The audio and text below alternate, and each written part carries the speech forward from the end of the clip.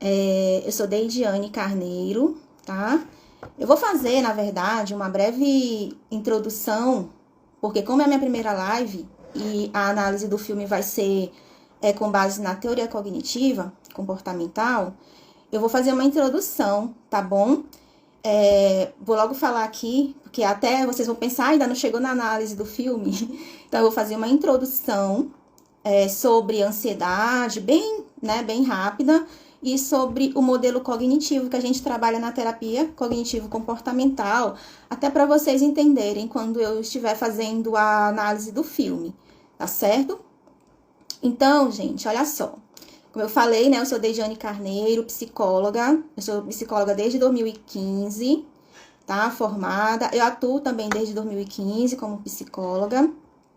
E, como eu falei, esse Instagram, essa live, é para promover mesmo conhecimento sobre saúde mental, né? E para a gente construir aí uma vida mais valiosa, ter esse conhecimento sobre a questão mesmo da saúde mental, de alguns problemas que a gente pode também estar tendo solução, certo? Para ter uma qualidade de vida melhor. E, né, o objetivo dessa live aqui, ela é psicoeducativa, então, assim, eu vou tentar trazer uma linguagem clara, que todos possam entender, tá certo? Então, não vai ter nada, assim, difícil, né? E se tiver alguma coisa difícil, vocês podem perguntar, tá? Essa live, ela vai ser para isso, tá? Pra gente promover mesmo conhecimento sobre saúde mental. Então, vamos falar aqui, para começar, né? Já me apresentei, sou Deidiane, psicóloga, ok? Então, vamos falar aqui agora sobre... Eu vou diferenciar ansiedade, tá? Ansiedade normal da ansiedade, vamos dizer assim, problemática, patológica, aquela que já tá causando uma disfuncionalidade no dia a dia da pessoa, tá? Então, o que seria, né, uma ansiedade normal, né? Todos nós temos ansiedade, né? Uma emoção é adaptativa, é inerente ao ser humano. Então, como qualquer outra emoção, a ansiedade, ela tem aí a sua função, que é de sobrevivência. E essa ansiedade que a gente tem normal, ela nos prepara para alguma coisa no futuro, certo? Então, dando um exemplo sobre a ansiedade normal, seria o seguinte, eu gosto de dar um exemplo bem claro da prova, né? Que geralmente quando a gente está fazendo uma prova, tem uma prova para fazer que é muito importante para a gente, seja um concurso, seja uma prova da faculdade, seja, né, qualquer prova. A gente costuma ter, né, uma ansiedade, um nervosismo ali de início. A gente lembra daquela prova. Então, como é que seria aí esse manejo dessa ansiedade normal da gente? Eu tenho uma prova para fazer, né? Seria uma situação. Essa prova, ela é daqui a 15 dias, vamos supor. Tem uma prova daqui a 15 dias para fazer. E aí, o que acontece? Eu penso nessa prova, nesse futuro, né? Que é um futuro ainda, não aconteceu.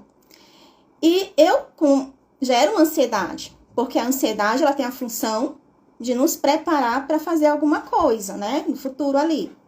E o que acontece? Eu tenho essa prova, eu vou pensar nela e vou me preparar para essa prova, né? Vou estudar, vou me organizar ali durante o dia, pegar 1 hora, 2 horas e estudar para essa prova, que daqui a 15 dias eu tenho que fazer ela. Ok, a ansiedade aí com a função dela, né?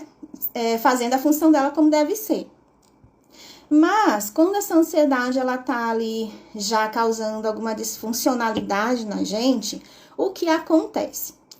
Eu tenho essa prova daqui a 15 dias para fazer e eu fico lembrando dela e eu fico preso nesse pensamento. Eu tenho essa prova para fazer, eu tenho que estudar, eu tenho que fazer isso, eu tenho que fazer aquilo, eu não vou conseguir, eu não vou me dar bem. E fica com aqueles pensamentos, né, de um futuro, tentando prever ali o que vai acontecer e acaba não se preparando para a prova ou já prevendo que não vai ser boa aquela prova e prevendo as piores, né, os piores cenários possíveis que vai acontecer quando chegar o dia daquela prova, sendo que ainda falta 15 dias e daria para se preparar e tudo mais. Então, uma pessoa que ela tem quando a ansiedade, ela não tá fazendo a função dela ali, né, na pessoa como deveria, essa pessoa, ela fica paralisada. Ela não consegue manejar essa ansiedade e ela não consegue fazer o que precisa ser feito, porque ela fica muito pensando, prevendo ali, querendo prever o futuro, querendo controlar, querendo, sabe? E não é isso. A gente tem que ver o que está acontecendo, pensar no que vai acontecer e nos preparar para isso. Então, a ansiedade, quando ela tem a sua função ali funcional, é isso que ela faz. Ela faz com que a gente sinta ela e pense no que tem que fazer e se prepare para aquilo. Mas quando a gente fica paralisado ali, pensando e acaba não fazendo o que tem que ser feito, por medo, aí a ansiedade já não está cumprindo a função que deveria ser. Então, a gente já tem que se preocupar com isso, porque aí já está causando uma disfuncionalidade na sua vida, já está te causando prejuízo, né? Porque você não fazendo aquela prova, provavelmente você poderia até passar, né? Ela ter um futuro melhor, sei lá, e, né, causando um prejuízo ali para a pessoa. Então, a gente vai ver isso muito na análise do filme, o quanto que a atriz, né, a Sully, ela teve alguns prejuízos na vida dela por conta dessa ansiedade que ela tinha, que era um transtorno já, tá certo? Então, gente, é isso. Concluindo, a ansiedade, ela é funcional, ela é boa pra gente, tá? Nos ajuda a nos preparar para algo no futuro. E a disfuncional, ela já nos paralisa e atrapalha a nossa vida um pouco. Então, a gente tem que ficar de olho nisso, tá bom? Até que ponto a ansiedade está nos atrapalhando ou está nos ajudando, certo? Então, pessoal, vamos ver aqui. Agora, tá. Eu quero falar para vocês, né, só para deixar aqui também nessa introdução, os tipos de ansiedade que a gente tem no DSM, que é o Manual Diagnóstico de Transtornos Mentais, tá? Que a gente faz o diagnóstico, tanto o psiquiatra como o psicólogo, ele pode estar usando esse manual para estar dando um diagnóstico para a pessoa, tá? Ela tem vários critérios e tem que, né, como é que se diz? Tem que seguir aqueles critérios para poder dar um diagnóstico. Então, né, não é assim de qualquer jeito o diagnóstico também não. Então, a gente tem, aqui eu coloquei 5 transtornos de ansiedade, que é o transtorno do pânico.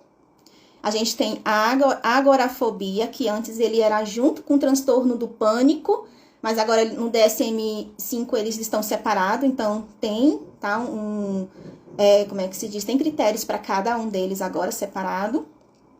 A gente tem também o transtorno de ansiedade social, conhecido como fobia social. A gente tem fobia específica, que é quando a pessoa ela tem um medo disfuncional ali em relação a fenômenos da natureza, por exemplo, a algum animal, agulha, injeção, né? Então, tem esse tipo de fobia específica. E tudo isso, e também tem um transtorno de ansiedade generalizada, que é o TAG, que é, inclusive, o transtorno do filme, né? Que a gente vai estar analisando aqui no filme, Sem Medos, tá certo? Gente, então, a gente tem esses 5 transtornos, eu não vou adentrar neles, porque o que a gente vai adentrar aqui é no transtorno de ansiedade generalizada, tá bom? Quando a gente estiver lá no filme, a gente vai entender melhor, tá? Até aqui, quem tá aí desde o início, tá entendendo? Tô muito rápida? Bom, pessoal, então, como eu falei, o transtorno do filme, né? Que eu vou falar um pouquinho dele só pra gente ter uma ideia como ele funciona, tá? Quais são as características dele, que é o transtorno de ansiedade generalizada. E vocês vão entender por que esse nome, generalizado. Tá? Bom dia, Bruna.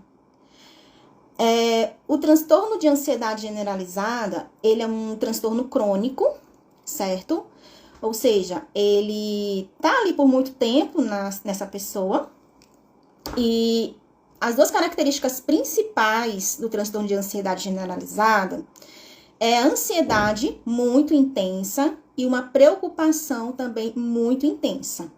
Então, essas 2 características são principais. E no transtorno de ansiedade generalizada, vai ter sempre isso, essa preocupação exagerada com muitas coisas, por isso que se chama generalizada, porque não é uma preocupação com o trabalho, não é uma preocupação com a saúde, é uma preocupação com quase tudo ou tudo da área da pessoa.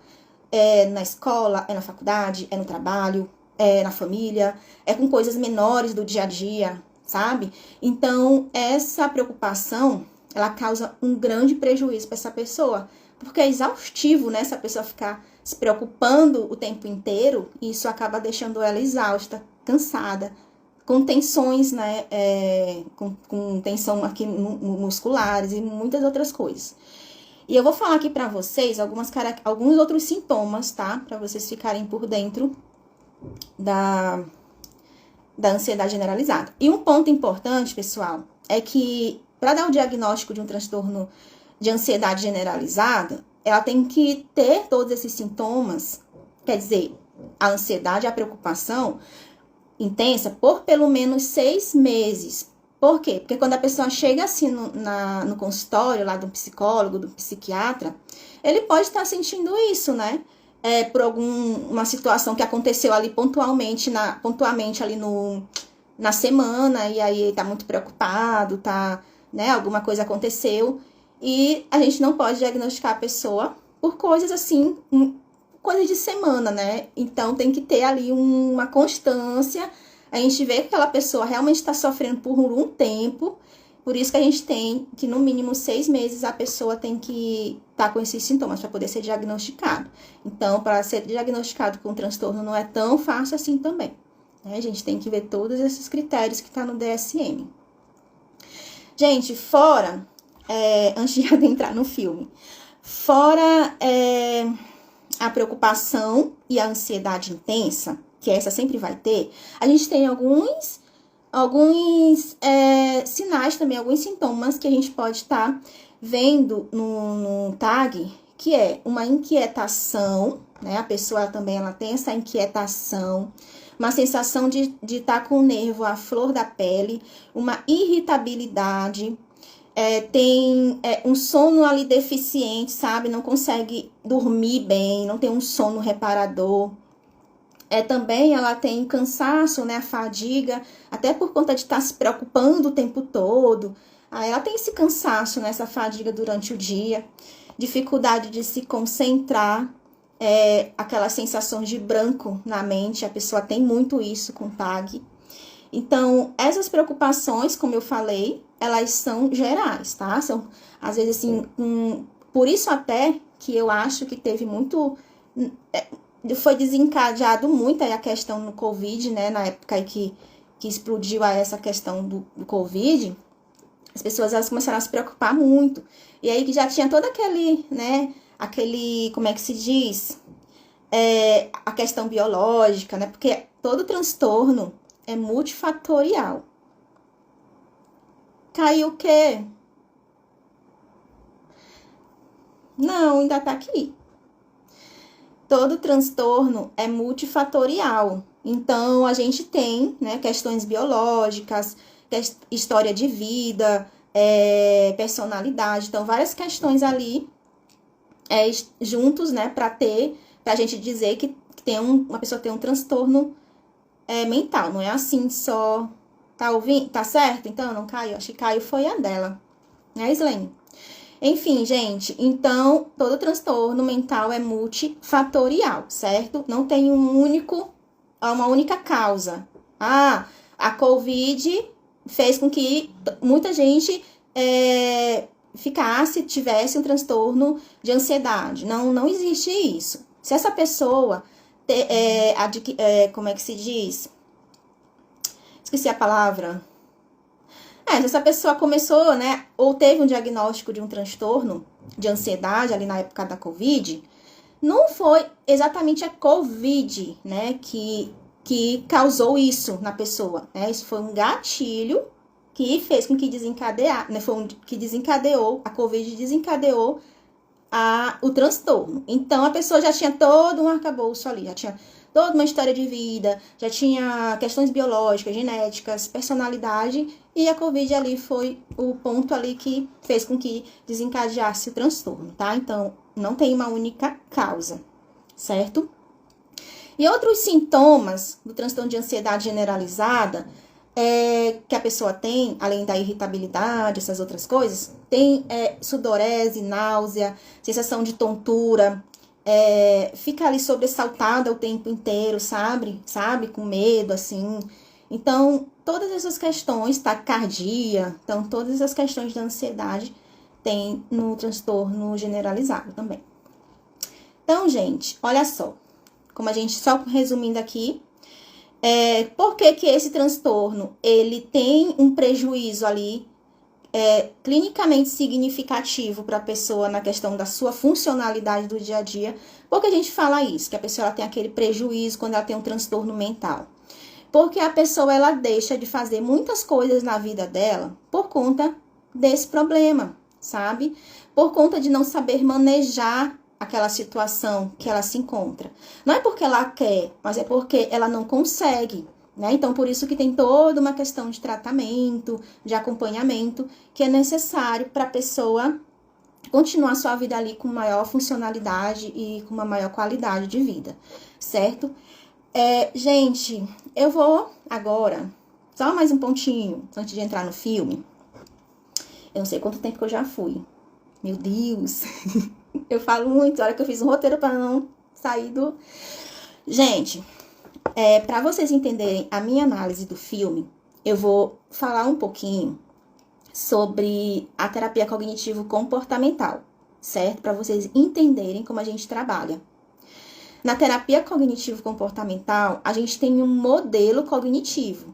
E nesse modelo, a gente tem a situação que a gente coloca, o pensamento e as reações, que as reações pode ser fisiológica, física, ou reações reações fisiológicas e físicas, tá aí no mesmo, comportamental e as reações emocionais, tá?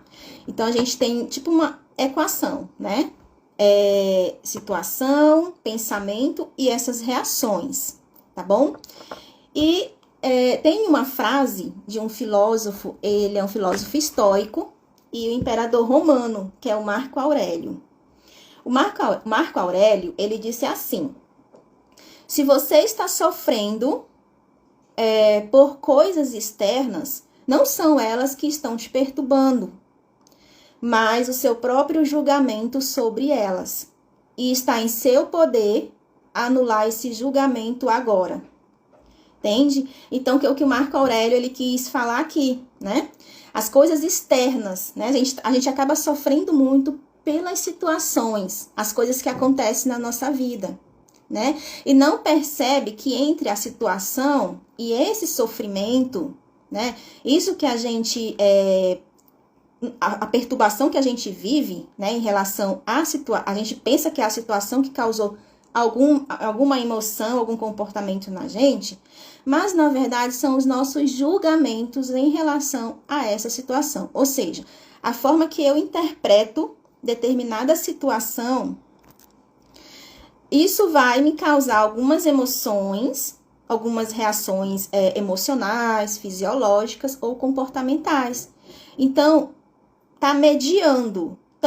O que está mediando a situação? Meus pensamentos, a interpretação que eu fiz daquela situação, que acaba me fazendo me comportar, me sentir de uma determinada forma.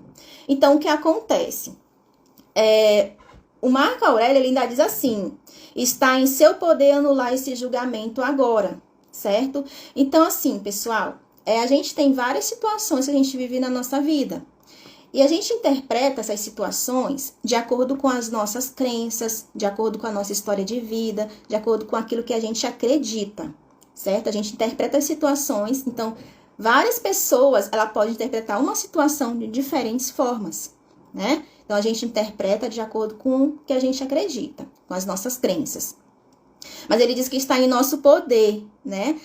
Anular esse julgamento, ou seja, Se está me causando perturbação, está me causando sofrimento, está em minhas mãos tentar interpretar aquilo, né? Pensar sobre o meu pensamento e ver se realmente aquilo é real ou é só uma interpretação ali automática, né? E que está me causando mal. Então, o que ele fala? Que a gente pode pegar essas interpretações que a gente faz, pensar sobre ela e transformar elas em interpretações mais realistas.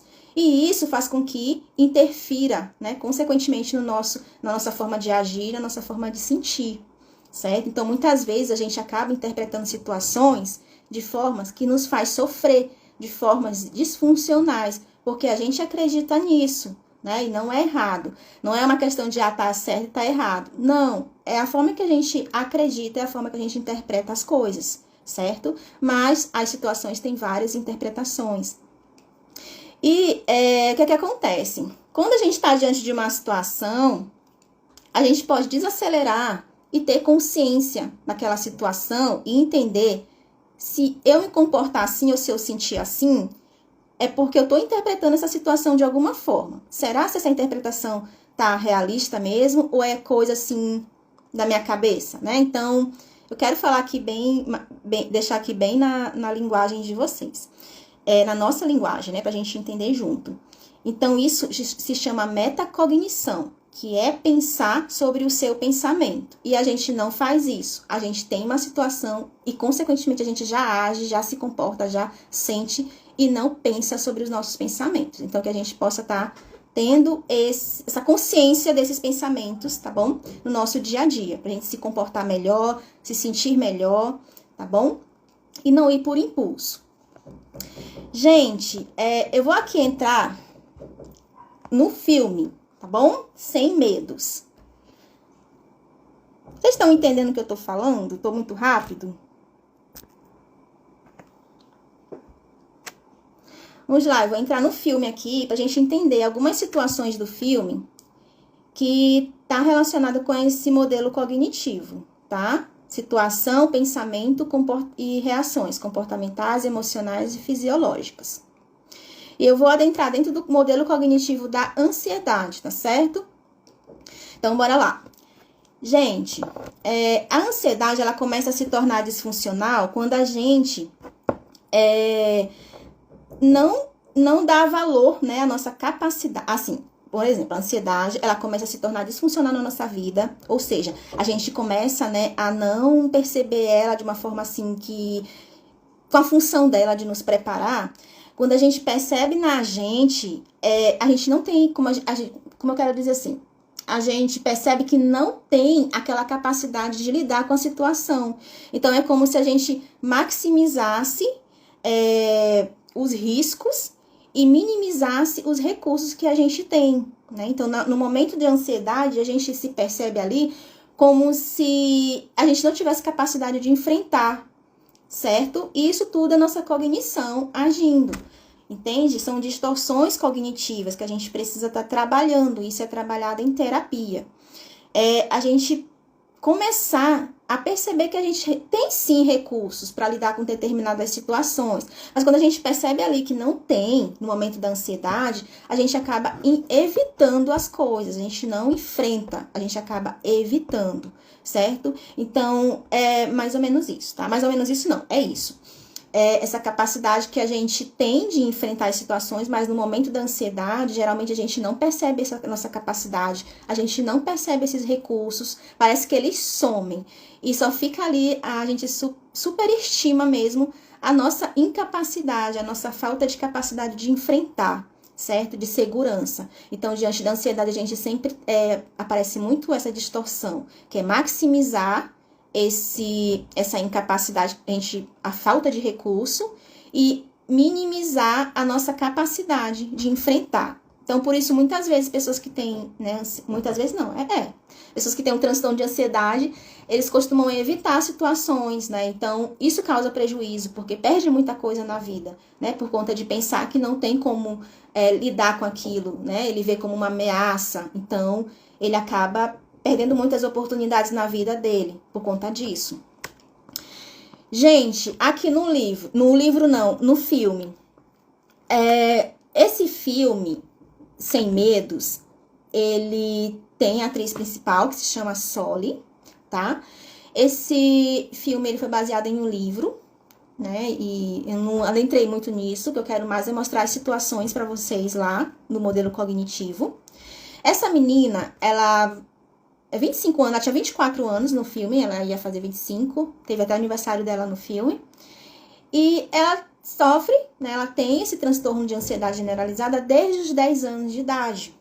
Né? E ela começa o filme falando, né, que ela tem esse problema e que o terapeuta dela até falou, né, que ela estava melhor e ela concordava com isso. Ela não estava tomando medicação já fazia 1 ano e não teve ataque de pânico também, já fazia 1 ano e ela estava indo bem. Só que ela tinha muitos medos com ela, sabe? Muitos medos mesmo, que pra gente, assim, parece mínimas coisas. Só que pra ela, não. Porque ela tinha, né, como é que se diz? Ela subestimava essa capacidade dela de enfrentar, né, as situações. Por conta do transtorno, não é por conta da pessoa em si, do transtorno. Então, diante disso, ela não conseguia enfrentar os seus medos. E a sua amiga, ela tinha uma amiga, né, super amiga, a única amiga dela. Ela era bem, assim, retraída, então ela não tinha tantos amigos, só tinha essa amiga. E essa amiga foi embora, né, mas antes dela, assim, né, ela foi embora, ela deixou uma carta pra Soli. Soli é a atriz principal, a que tem um transtorno, tá? A Emma é a amiga. Ela deixou uma carta pra ela e a Soli só recebeu essa carta depois de 2 anos. Que o enredo desse filme, ele é todo envolto a essa carta, né? Que a Soli, a amiga dela, dá um apoio nessa carta, pede para ela listar os medos que ela tem, todos os medos, e que ela iria, junto com ela, né, a amiga dizendo, iriam tentar superar esses medos juntas. E aí, o problema, né, que a Emma, ela tinha falecido, fazia 2 anos, e essa carta só chegou nas mãos da Soli depois de 2 anos, através do irmão da Emma. E aí, quando a Soli pegou essa carta, ela teve uma lembrança, né, que foi da época quando elas eram crianças, a Emma e a Soli. E eu quero já trazer aqui essa situação no modelo cognitivo para vocês entenderem. A primeira situação. Vamos lá, que eu notei aqui. Essa situação é o seguinte, essa lembrança que a Soli teve, né? Então, elas eram crianças, elas estavam na sala de aula, as duas, né? Tava lá todo mundo, né? As crianças sentadinhas na sua mesa. A Soli tava lá desenhando na cadeira. E, de repente, a professora chamou a Soli para ir até o quadro. E quando a Soli, ela não estava nem ligada, assim, nem escutou a professora, a amiga dela que falou, né? Que a professora estava chamando.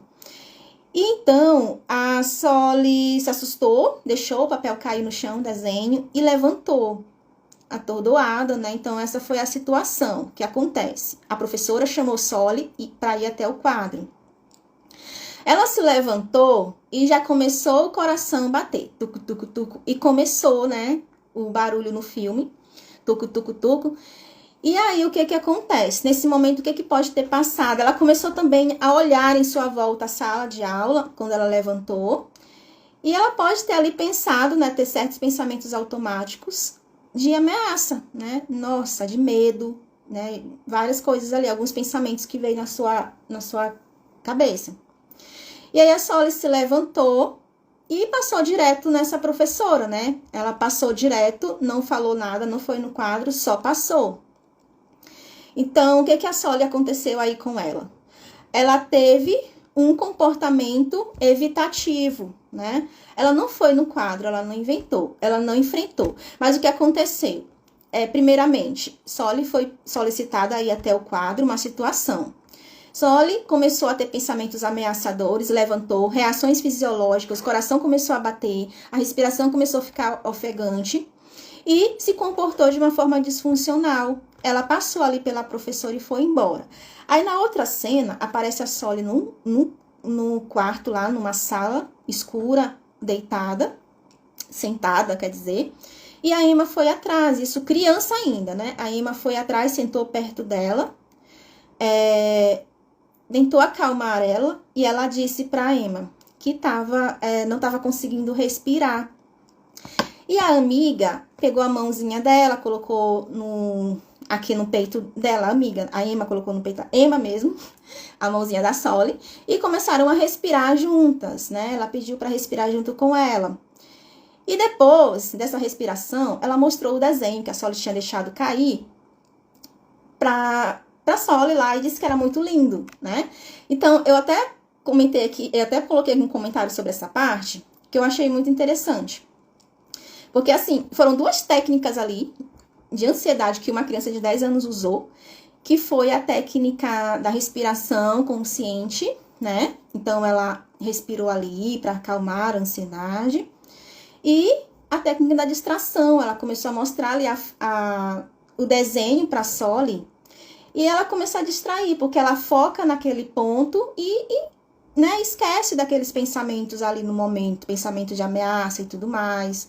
Então, a ansiedade também diminui. Então, ela usou duas técnicas, assim, aleatórias, né? Uma criança não sabe, mas são duas técnicas muito importantes, da respiração e da distração, pra gente desfocar um pouco daquele momento de ansiedade e voltar para si, né? Então, eu achei muito interessante.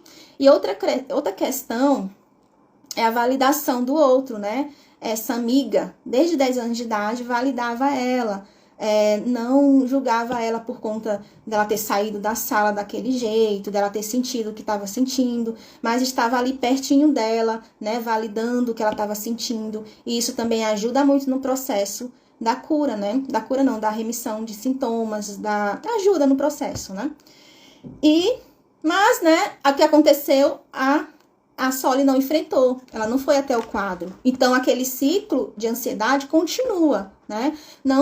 Quando tem um enfrentamento, quando não tem a evitação e a pessoa enfrenta a sua ansiedade, enfrenta o seu problema, já é uma forma de mudança, né? De mudança daquele estado de ansiedade. A pessoa já começa a aprender ali a lidar mais com a ansiedade.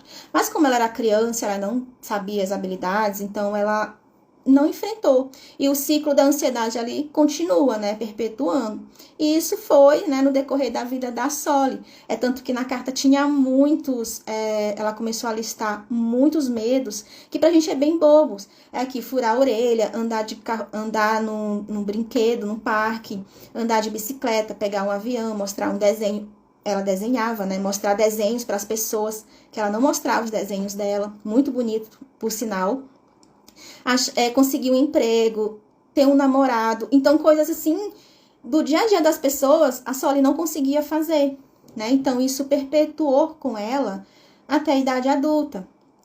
Mas, né, nessa carta, o filme é muito legal. Então, a Soli, ela encontra alguns amigos no decorrer do filme. E esses amigos, tem uma amiga em especial, que é a Miriam, que era uma amiga em comum com a Emma e ela, que acaba ajudando ela a superar esses medos. E que eu acho muito interessante é que nesse filme tem muita validação, né? A Soli é muito validada, ela encontra amigos que tá ali junto com ela, que quer ajudar ela. E isso, infelizmente, não é muito comum na nossa sociedade, né? Especialmente em relação a transtornos mentais, que tem um estigma muito grande. E as pessoas não vê isso até como frescura, etc. Então, né, não trazendo isso para cá agora, mas realmente acontece isso. E a Soli encontrou muitas pessoas para ajudar ela no decorrer do tempo, né? Então, ela foi muito validada nesse sentido. E ela, nessa festa, ela listou lá, quer dizer, ela foi para uma festa, né, de uma amiga dela, e lá, quando ela conheceu esses 4 amigos e a Miriam no meio, ela começou a listar os seus medos para enfrentar. E essa amiga Miriam ajudou ela, né? Foi ajudando ela a enfrentar cada um dos medos, dando aquele apoio mesmo para ela. E a Soli, ela falava uma frase muito interessante, que ela dizia assim para Miriam, que é outra amiga dela, né? Que ela encontrou na festa.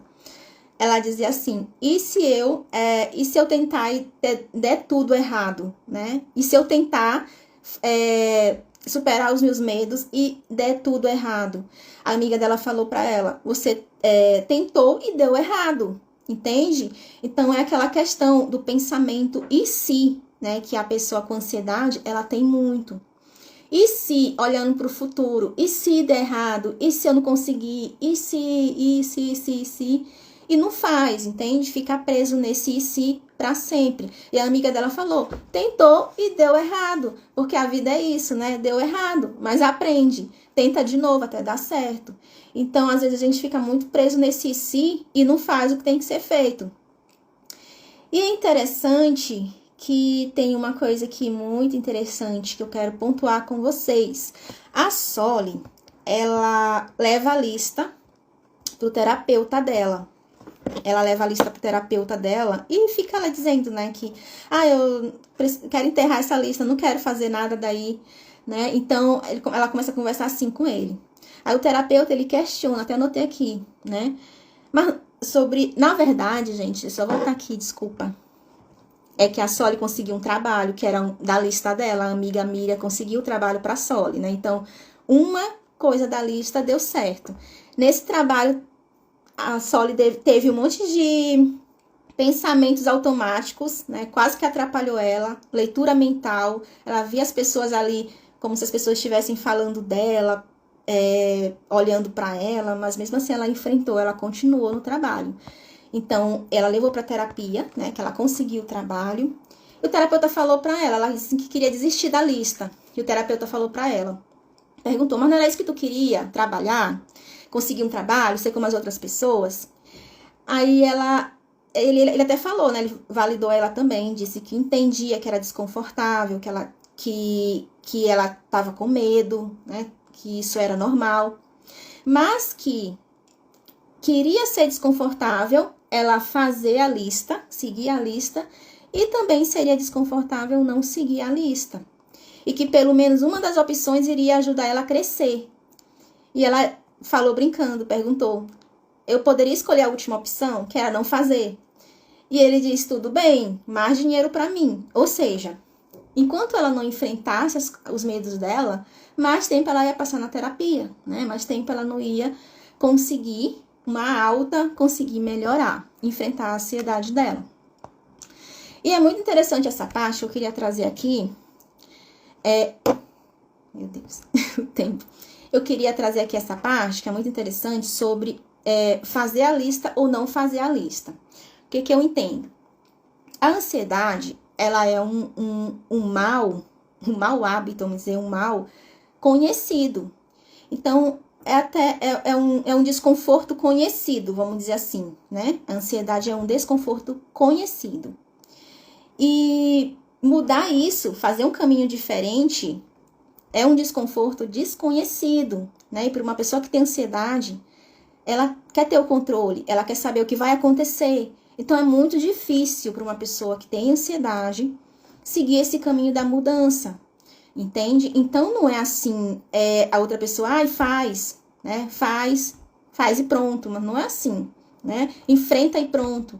Não é assim, né? Tem todo um processo. A pessoa, ela passou muito tempo ali, tendo comportamentos, tendo pensamentos ansiosos. Não é de uma hora para outra que ela vai ali mudar. É desconfortável, mas tem que, né, fazer esse caminho. Se a pessoa quer mudar, ela tem que fazer esse caminho da mudança. Trilhar por esse desconforto desconhecido, mesmo sem saber o que vai acontecer. Então, eu achei muito interessante essa parte do terapeuta, quando ele falou, né, a segunda opção, uma das opções, fazer e não fazer. Uma das opções iria fazer ela crescer, que seria a de fazer, né? Então, é isso, tá? Eu achei muito interessante, isso serve para tudo, não somente para ansiedade. A gente enfrentar as coisas da nossa vida. Gente, tem muita coisa aqui. Teve uma cena também, né, de outros que ela não enfrentou, que foi a cena de uma galeria de desenhos que ela foi lá desenhar. E também ela percebeu várias pessoas rindo dela e era só coisa da cabeça dela. E teve outro momento de fuga. Nesse aí ela né, ficou com semblante ruim, ficou bem triste e não quis mais, né, continuar desenhando. Também tem uma cena no barco também, que ela tenta entrar no barco, que é um dos medos dela. Ela nunca andou de barco, ela mora praticamente numa ilha, nunca entrou no mar.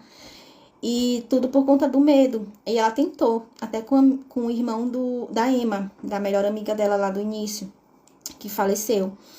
Ele pediu para ela entrar, mas ela não conseguiu também. Então, né, coisas que realmente acontecem. A pessoa no início, assim, quando ela tá muito resistente, ela não consegue enfrentar. Mas com o tempo, ela conseguiu enfrentar muitas coisas. E eu vou falar aqui para vocês uma. Ela foi na terapia e o terapeuta falou para ela sobre tentar, né? Tentar falar as coisas que ela quer. Tanto que ela gostava de um menino também lá, de um rapaz, e ela não falava para ele. Então ele começou a incentivar ela a falar, a perguntar as coisas que ninguém lia a mente e tudo mais. E aí ela tentou, né, de uma forma disfuncional, ela tentou fazer a primeira coisa, que é falar com o rapaz. Uma forma disfuncional que eu digo é a forma que ela sabia naquele momento, né? Ela não tinha habilidades para fazer diferente, então ela fez da forma que ela achava melhor. Então no filme, se vocês quiserem assistir, vocês vão ver. Ela até corre para poder entrar no carro dele, é uma cena bem maluca. E outra coisa, tá, aí no decorrer do filme, tem essa frase, né? E se eu tentar e der errado? Aí a amiga dela sempre falava, tentou e deu errado. Aí só ele começou a andar de bicicleta, começou no parque de diversão, furou a orelha, entrou no mar, foi de barco. Nossa, ela começou a enfrentar um monte de coisas na vida dela, né? Então, mas isso aí foi de repente, não foi de repente, quer dizer, isso aí foi com validação, na terapia, ela começando a entender os medos dela, ela começando a entender que ela precisava superar esses medos, né, para poder crescer. Então, foi um caminho de autoconhecimento, foi um caminho de superação. Esse filme, ele teve várias, assim, partes muito interessantes, né, para quem realmente entende que um transtorno mental, o sofrimento de um transtorno mental, esse filme ele teve muitas partes interessantes. A gente pode estar tendo muitos insights, assim, até para nossa vida mesmo, né? E ela teve um ataque de pânico quando ela pegou um voo. Não, ela não chegou a pegar o voo, mas no aeroporto ela teve um ataque de pânico. Então, depois de ter enfrentado tantas coisas na vida dela, andar de bicicleta, os medos dela, ela teve esse episódio que ela não conseguiu enfrentar. E aí ela pensou que tudo tinha, né, ido por água abaixo. Sem Medos é da Netflix. Só que o terapeuta falou para ela que o processo de cura é de altos e baixos, né? Ela já tinha enfrentado muitas coisas na vida dela. E nem sempre é fácil, né? Mas o objetivo é sempre diminuir o sofrimento do paciente, né? Mas... Nada. Nada, Bruna. Pois é, nem sempre é fácil. O processo, ele tem esses altos e baixos, né? Então, no processo, a gente consegue fazer muitas coisas. Então, tem muitos pacientes que eles, às vezes, desistem da terapia porque, eu consegui, eu tava conseguindo e depois, de repente, voltou tudo como era. Mas não é assim, às vezes acontece. E é só tentar de novo, né? A vida é de tentativas e erros. Gente, então, deixa eu beber água aqui.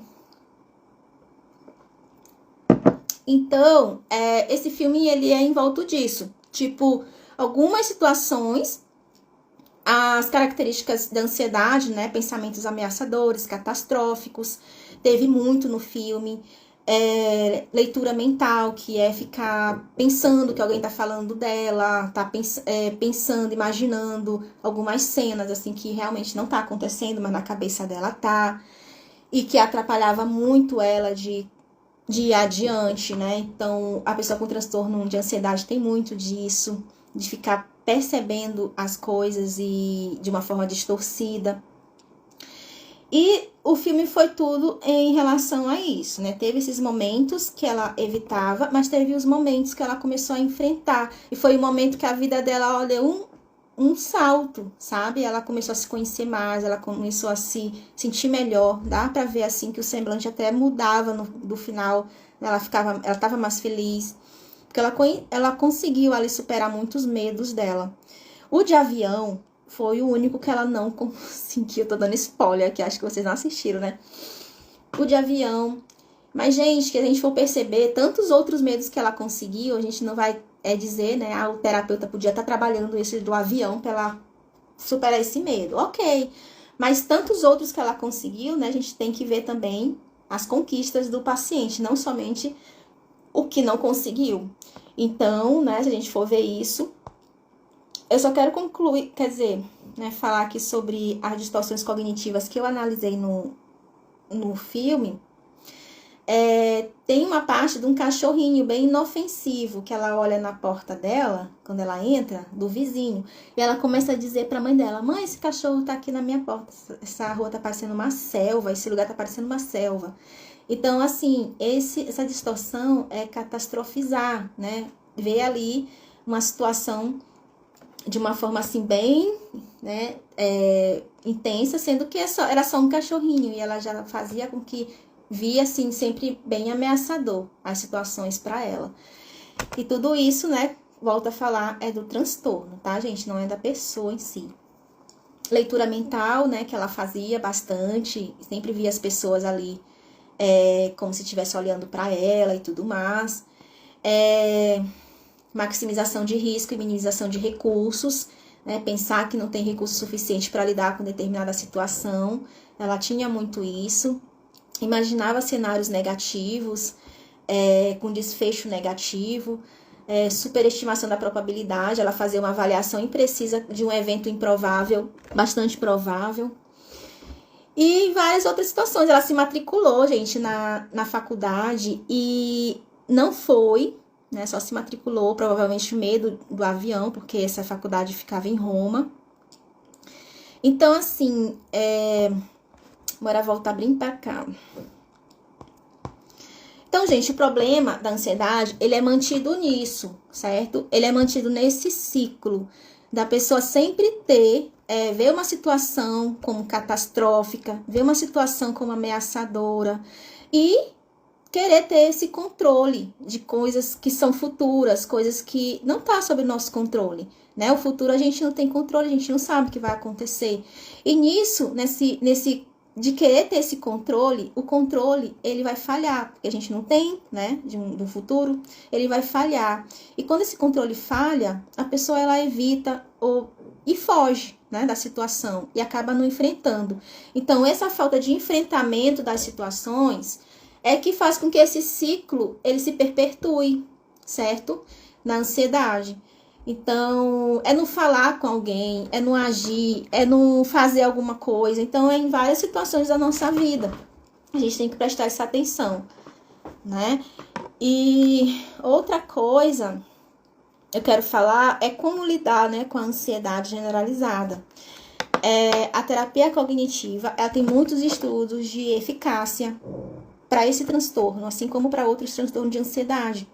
Medicação é essencial, tá? E medicação que vai ali suprir os hormônios que você tá com deficiência no seu cérebro. Então, é muito importante. E na terapia, né, em si, você aprende a reestruturação de crenças distorcidas, aprende a reestruturação de pensamentos automáticos distorcidos, né? Eu não falei aqui, mas os pensamentos automáticos, eles são muito importantes para a nossa vida, para o nosso dia a dia. Mas tem aqueles pensamentos automáticos disfuncionais, e esses a gente precisa estar trabalhando na terapia, certo?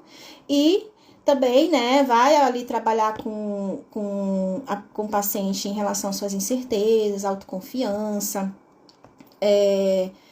em tudo isso. E aí, eu queria deixar para vocês uma forma da gente questionar os nossos pensamentos, né? Porque, como eu falei, a gente tem uma situação, interpreta de determinadas formas, que às vezes é de uma forma não muito funcional, e tem algumas emoções, alguns comportamentos, sensações no corpo ali, que acaba, né, trazendo prejuízos para a nossa vida. Então, quando a gente tiver um pensamento automático, a gente possa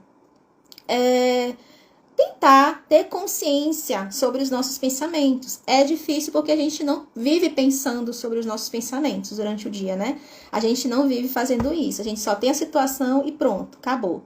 né? Vai, sente, se comporta de determinada forma. A gente não tem esse hábito de analisar, ficar analisando os nossos pensamentos e ali vendo se é real, se não é. Então, a gente não tem. Mas a gente pode ter, né? Porque hábito é um comportamento que a gente aprende, então todo mundo pode ter, né? Com a prática. Então, gente, o que acontece? Quando vocês estiverem ali diante de uma situação e se sentir que tá ali ansioso, sentindo ansioso ali, ou com o pensamento em fazer ter algum comportamento ali disfuncional que você acha que não vai de acordo com os valores de vocês, o que acontece? Pergunte, tenta ver que pensamento, né? O que tá passando na sua cabeça, né? Você tenta perceber o que tá passando na minha cabeça. Por que eu tô me sentindo assim? O que tá passando na minha cabeça? E quando você identificar o que está passando na sua cabeça, qual é a sua interpretação da situação, você se pergunta, né? Quais as evidências eu tenho que comprove que o que eu estou pensando é verdade? Quais as evidências contra esse meu pensamento? As evidências mesmo, coisa concreta, certo? O que eu diria para um amigo que estivesse passando numa mesma situação que essa que eu estou passando, né? E outra pergunta que você poderia fazer, o que um amigo sensato, um amigo meu, assim, que gostasse de mim, qual conselho ele me daria nessa situação que eu tô agora, né? Então, a partir do momento que você consegue identificar os seus pensamentos, questionar esses pensamentos, você consegue ter novas interpretações mais realistas em relação a esse pensamento. E isso vai refletir diretamente no seu comportamento, nas suas emoções, né? Ou seja, vai melhorar. Porque quando a gente age ali diante de uma situação por impulso, geralmente, quando essa situação ela muito favorável ali, você acaba tendo alguns pensamentos ali disfuncional que pode te atrapalhar a sua vida. Então, ter essa consciência dos nossos pensamentos e tentar questionar ele e ver se aquilo ali realmente é real, né? É realista mesmo. Eu não tô falando aqui de pensamentos positivos, tá? É de pensar positivo, mas é de pensar realista, pensamento realista. E aí a gente começa, a partir disso, a se sentir melhor, a se comportar melhor, tá? Então tem algo que eu gosto muito, e eu falo até assim pra questão de pessoas que têm muitas preocupações, né? Que é um sintoma típico do TAG, do transtorno de ansiedade generalizada, muitas preocupações, muita ansiedade, atenção plena, né? Que é assim, você tá preocupado com alguma coisa, desculpa aqui, preocupado ali, né? A preocupação tá tomando conta da sua vida, e você tá fazendo alguma coisa no seu dia a dia, e isso tá te atrapalhando, tenta focar no que você tá fazendo. Tenta focar no que você tá fazendo. Isso chama atenção plena. Você vai ter atenção naquilo que você tá fazendo. E se você conseguir essa atenção, essas preocupações, elas vão, né, sumirem. Né? Elas podem até voltar. Aí você retorna a sua atenção para sua atividades diárias, né? Porque às vezes as pessoas que têm ansiedade, elas ficam se preocupando o tempo todo, elas ficam ali com preocupações o tempo todo na cabeça. E isso é cansativo, isso deixa a pessoa tensa, né? Então, relaxamento progressivo, respiração, isso mesmo, respiração, tudo isso ajuda, né? Pra pessoa que tem aquela mente agitada. Então, gente, o que a gente puder fazer, né? Principalmente terapia, caso precisar de medicação, e isso é com um profissional da saúde, tá? Ele vai te orientar, ele vai trabalhar nas suas crenças nucleares, nos seus pensamentos disfuncionais, ele vai te ajudar a ser uma pessoa melhor, ter uma qualidade de vida melhor, tá? Um profissional da saúde. Então, pessoal, eu acho que a gente vai ficar por aqui, tá certo? E exatamente isso bem aqui que eu tava falando. Tem outra coisa também, pra quem se preocupa demais. É você escolher um horário pra se preocupar. Vocês já ouviram falar disso? Eu tô me preocupando muito aqui, tá? Não vou me preocupar agora com isso. Eu vou escolher um horário pra me preocupar. E é isso mesmo, escolher 20 minutos do meu dia pra me preocupar com isso aqui. Mas se preocupar e você vai perceber nessa marcação de hora, você vai perceber como você consegue viver a sua vida sem se preocupar tanto. Como você consegue adiar essa preocupação, tá? E ela não precisa estar ali o tempo todo na sua vida. te atrapalhando. Outra coisa é mudança no estilo de vida. Uma alimentação equilibrada, um sono de qualidade, atividade física, ter relações, assim, amizades, né, com família, ter uma relação social boa também. Isso tudo ajuda a você a superar, né, esse momento de ansiedade, preocupações, tá? E ter uma qualidade de vida melhor. Então, gente, a gente vai terminar aqui. Mas o filme é muito isso, tá? Ela tinha esse ciclo da ansiedade sendo perpetuado, mas ela começou a enfrentar as situações. E a partir disso, ela conseguiu, né, se superar. Ela conseguiu se autoconhecer mais, né? E saber que ela podia, que ela conseguia fazer as coisas, né? Que ela não precisava se limitar tanto por conta daquela ansiedade. Mas isso, assim, não é fácil, né? Uma coisa assim que eu diga, faz, enfrenta. Não.